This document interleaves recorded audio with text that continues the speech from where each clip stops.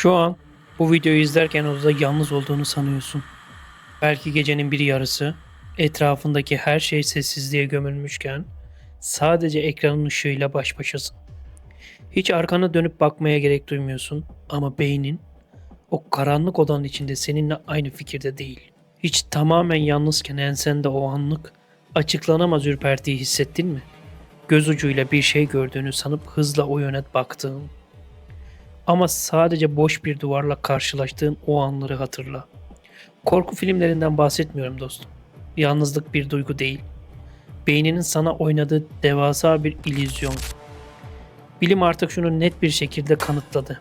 İnsan zihni bedeni tamamen iflas etmek üzereyken mutlak çaresizlik içine düştüğünde seni hayatta tutmak için hayali bir koruyucu icat eder. Buna halk dilinde üçüncü adam sendromu diyoruz. Bugün paranormal sandığımız her şeyin altındaki o karanlık gerçeğin zihninin seni yaşatmak için söylediği o en büyük yalanın sınırlarına giriyoruz.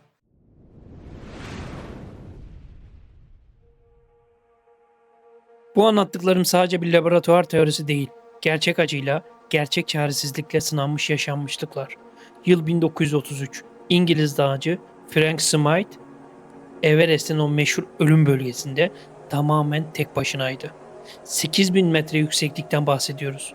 İnsan bedeninin yavaş yavaş kendi kendine tüketmeye başladığı, oksijenin bittiği, ciğerlerin parçalandığı o lanet irtifa.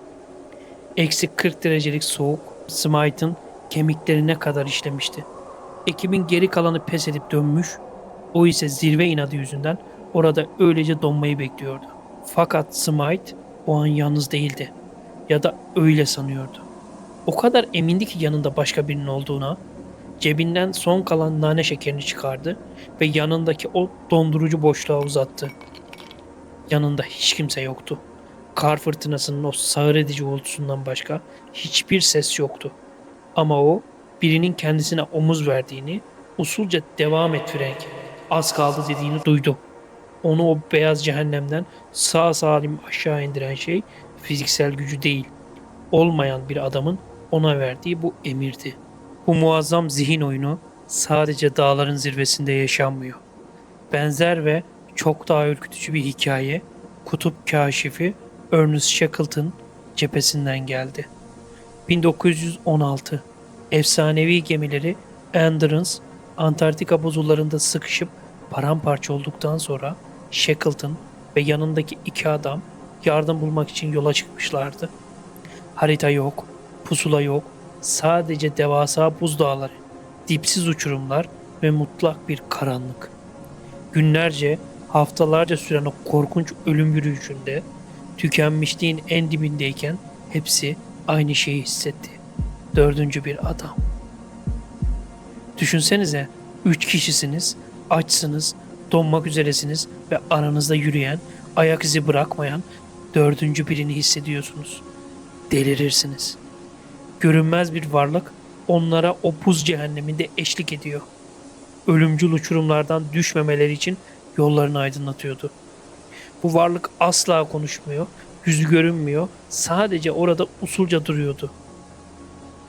Aylar sonra o üç adam medeniyete ulaşıp sağ kurtulduklarında yanlarındaki o dördüncü kişi buharlarla birlikte yok olup gitmişti. Peki o buzullarda ya da dağ zirvelerinde yanımıza gelen kim? İlahi bir güç mü? Bir hayalet mi? Bilim bu işte çok daha sert ve sarsıcı bir cevap veriyor. Nörologlar beynin temporoparietal kavşak bölgesini işaret ediyor. Burası senin zihinsel haritan dostum. Vücudun nerede bittiğini ve dış dünyanın nerede başladığını anlayan, bedenin sınırlarını çizen, seni sen yapan kontrol mekanizması. Aşırı stres, dayanılmaz soğuk, oksijensizlik, uyku yoksunluğu ve ölüm korkusu bir araya geldiğinde, bu bölge hasar aldığında beyin devasa bir yazılım hatası verir. Bedenin iflas ettiğini anlayan zihin, hayatta kalma güdüsüyle kendi gölgesini, kendi varlığını bedeninden koparır ve onu dışarıda duran başka biri olarak algılamaya başlar. Yani ölümün kıyısında sana devam et diyen koruyucu melek aslında senin benliğinin parçalanmış bir yansımasından ibaret. Zihin O sonsuz karanlığa tek başına gitmeyi reddediyor. Tüm bu anlattıklarımı düşün. Belki de tarih boyunca efsanelerde anlatılan, paranormal sandığımız her şey, beynimizin bizi sevdiği için uydurduğu devasa bir yalandır. İnsan evrimi, o milyonlarca yıllık hayatta kalma arzusu öyle bir seviyeye ulaştı ki, o son anı bile, o en korkunç ölümü bile yalnız karşılamamıza izin vermeyecek kadar kusursuz bir mekanizma inşa etti.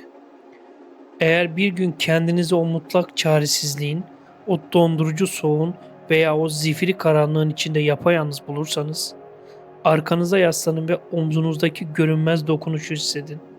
Unutmayın, zihniniz sizinle olduğu sürece asla ama asla gerçekten yalnız olmayacaksınız.